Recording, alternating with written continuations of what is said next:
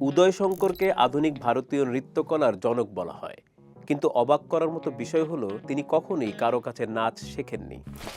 অনেকেরই অজানা উদয় একটি সিনেমাও তৈরি করেছিলেন। 1948 সালে মুক্তি পাওয়া সিনেমাটি তিনি শুধু পরিচালনাই করেননি, এর কাহিনীও লিখেছেন এবং অভিনয় করেছেন কেন্দ্রীয় চরিত্রে।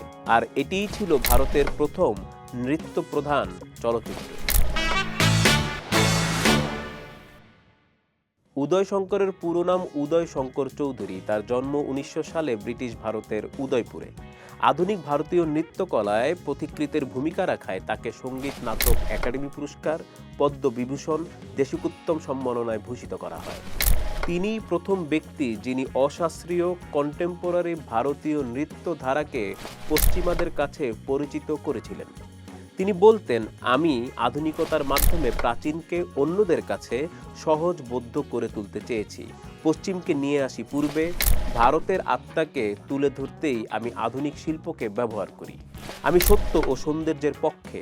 আমার কাছে যা কিছু সুন্দর তাই প্রকৃত শিল্প। পশ্চিমাদের তাক লাগিয়ে 1938 সালে দেশে ফিরে উদয় ভারতীয় নৃত্যধারার প্রসারে গড়ে তোলেন উদয় শঙ্কর ইন্ডিয়া কালচার সেন্টার। কিন্তু কিছুদিন পরই টাকার অভাবে প্রতিষ্ঠানটি বন্ধ হয়ে যায়। এরপরই তিনি সিনেমা তৈরির উদ্যোগ নেন। দক্ষিণ ভারতে গিয়ে তৈরি করলেন কল্পনা। সিনেমার কেন্দ্রীয় চরিত্র উদয়ন নামের এক তরুণ নৃত্যশিল্পী।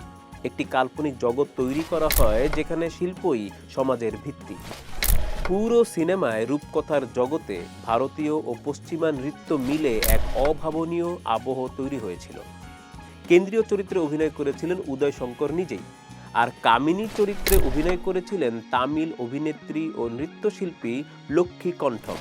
তাছাড়া এই কল্পনার মাধ্যমেই চলচ্চিত্রে অভিষেক হয়েছিল ঊষা কিরণের, যিনি পরে ভারতীয় সিনেমায় গুরুত্বপূর্ণ অভিনেত্রী হিসেবে জায়গা করে নিয়েছিলেন।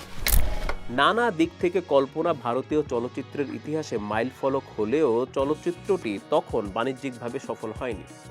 শিল্পী সমালোচকদের ব্যাপক প্রশংসাই ছিল উদয় শঙ্করের অর্জন। সে সময় এমন একটি সিনেমা তৈরির উদ্যোগ নেওয়াই ছিল অসম্ভবকে সম্ভব করার মতো ব্যাপার। তখন পর্যন্ত একটি দীর্ঘ সময় ভারতের উচ্চবিত্ত সমাজ চলচ্চিত্রের নৃত্যকে মেনে নিতে পারেনি। উদয় শঙ্কর পর্দা ও মঞ্চ এই উভয় মাধ্যম ব্যবহার করে এক মহা দৃশ্যশিল্প ভাবনাকে বাস্তবে রূপ দিতে সক্ষম হয়েছিলেন। হয়তো এর বেশি কিছু তিনি চাননি। 1951 সালে এক সাক্ষাৎকারে বলেছিলেন, আমি টাকা চাই না, সম্পদের পেছনেও ছুটি না। খেয়ে পরে বেঁচে থাকতে পারলেই আমি পুরো জীবন ভারতীয় সাংস্কৃতিক ঐতিহ্যের প্রসারে উৎসর্গ করে দিতে পারি। একটি তথ্য দিয়ে শেষ করি। অভিনেত্রী মমতা শঙ্কর কিন্তু উদয় শঙ্করের মেয়ে। মমতা নিজেও নৃত্যশিল্পী। সঙ্গে থাকুন, দেখা হবে, কথা হবে সিনেমা নামার পরের পর্বে।